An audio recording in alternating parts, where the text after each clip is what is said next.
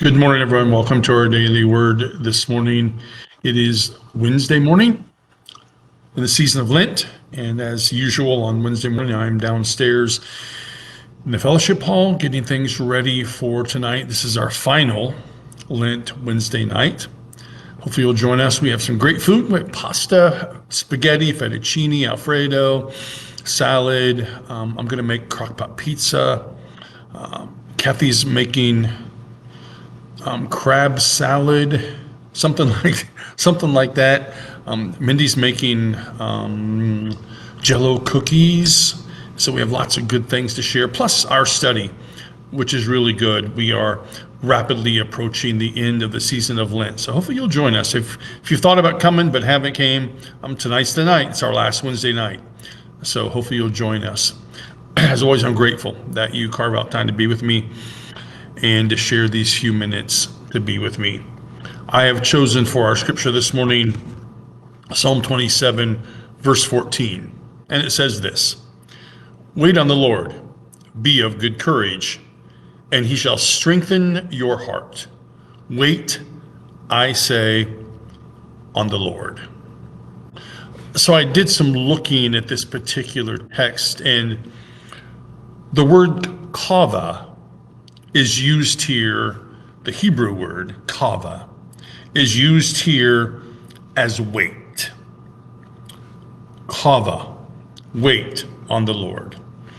And the root of that word means bind together or gather. It gives the sense of collecting oneself. That waiting is not apathy. It's certainly not inactivity, but it's part of the journey of proper action in our lives. Now, we are not very good at waiting. This morning, I was at the traffic light leaving Kroger. I was first in line.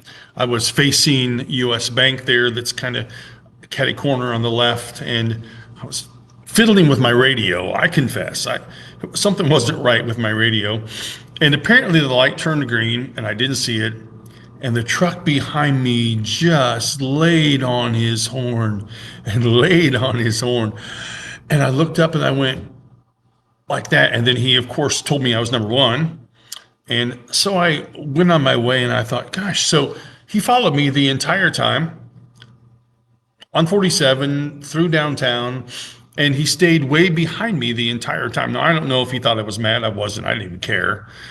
But I thought, if you were in such a hurry, I don't know why you're not buzzing around me. We don't like to wait.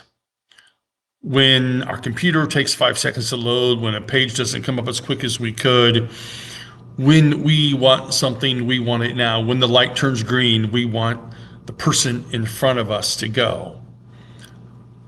But of course, getting something right away, getting something now, I think only makes us want something more.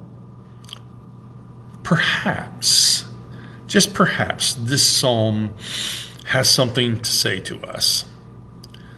Perhaps, just perhaps, we need a little more waiting to remind us of the important things in life.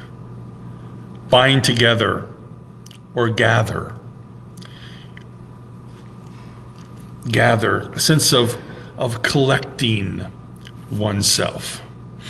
I don't know about you, but sometimes that's the best thing that we can do before we say something, before we enter a room, before we go somewhere. Maybe the best thing that we can do for ourselves is take that deep breath, gather ourselves, and then go. Wait on the Lord, be of good courage, and he shall strengthen your heart. Wait, I say, on the Lord. If we spent more time, I think, shuffling our feet, waiting until the time is right to go, that we might gain more ground toward our destination. Waiting helps us be deliberate rather than reactive. If we bind together the truths of our circumstances with the truths of God's kingdom, then maybe the choices we make can be better and can help us, as we move forward. So this morning I thought about that gentleman who was in a hurry. Boy, he let me have it with his horn. And then, in his book, I'm number one. I'm reminded, I don't do it very well either. I confess, I'm not good at it. I don't like waiting. I don't like waiting in line. I don't like waiting at red lights. I don't, whatever it is. But I think we might all do better if we wait on the Lord, be of good courage, knowing then, as the psalmist did, that if we wait, if we collect ourselves, then God will strengthen us. Something for us to consider, especially, I think, in this season of Lent. So that's our daily word for today. Thanks for joining me for our time together. As always, know of God's love that surrounds you. Know of my love for you. Hopefully, I'll see you tonight at 6 o'clock for our final Lent Wednesday night. And then here again tomorrow morning at 10 o'clock. Have a great day.